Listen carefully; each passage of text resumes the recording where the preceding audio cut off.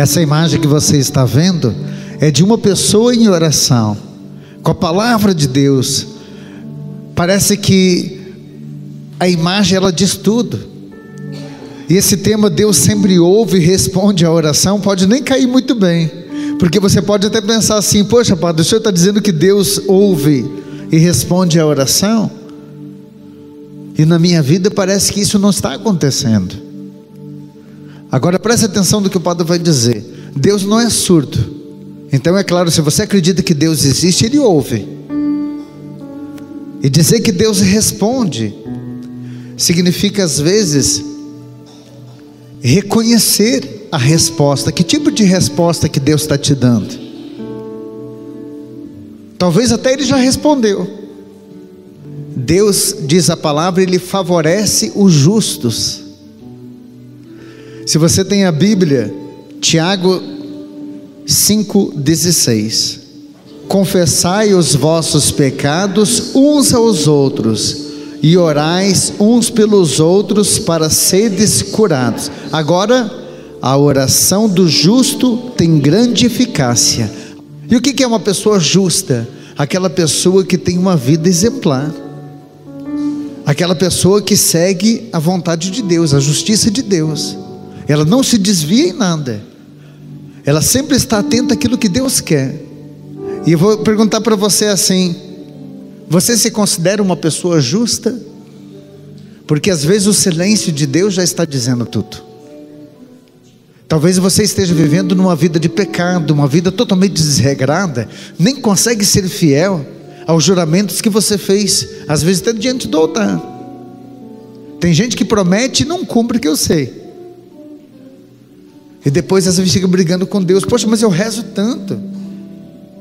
Então, primeira coisa que nós devemos levar em consideração, que Deus Ele favorece os justos.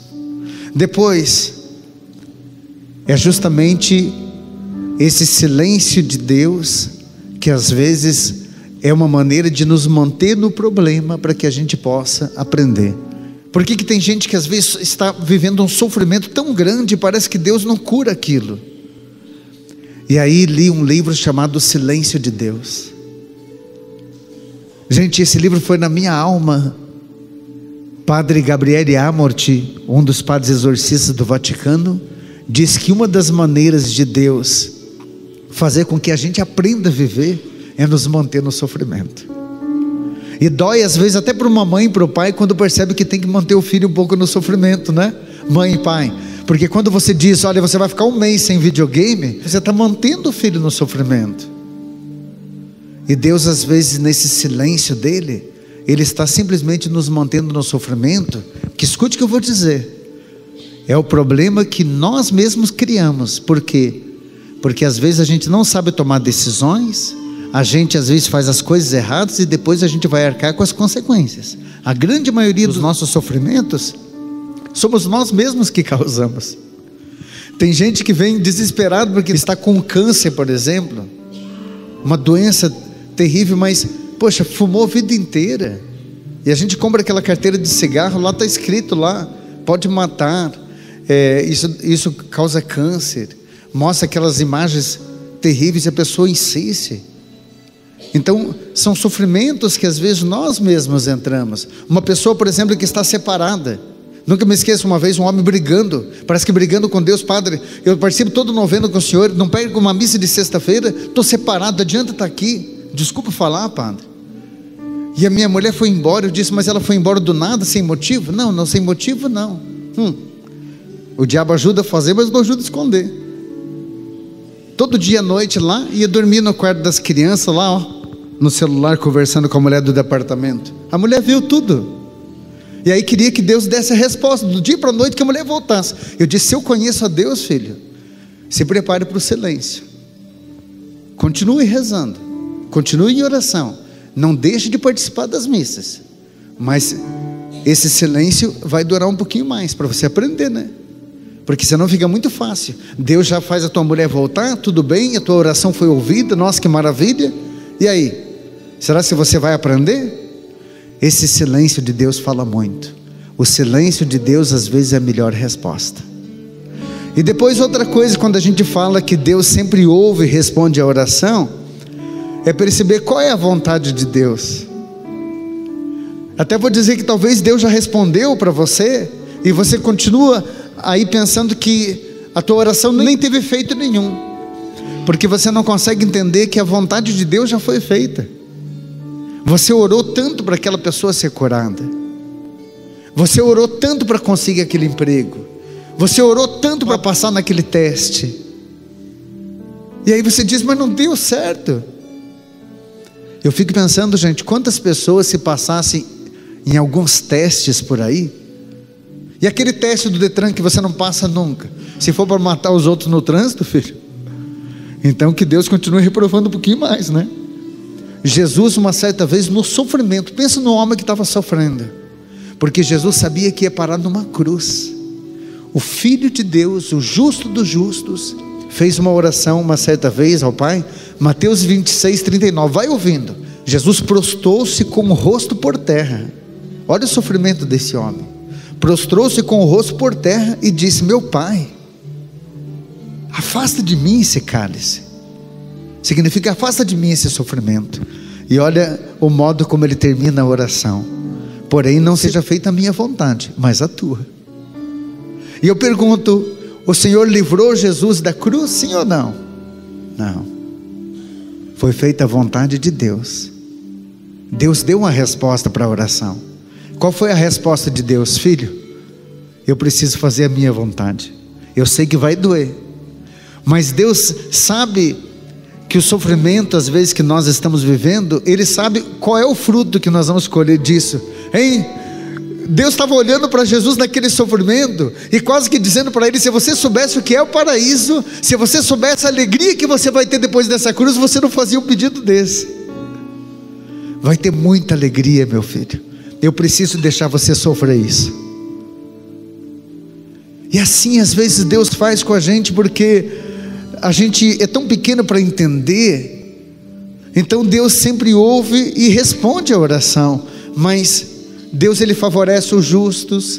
Às vezes é necessário o silêncio, e a vontade de Deus deve prevalecer. E agora eu gostaria de mostrar para você os tipos de oração que nós temos na igreja. A primeira oração é a oração da igreja.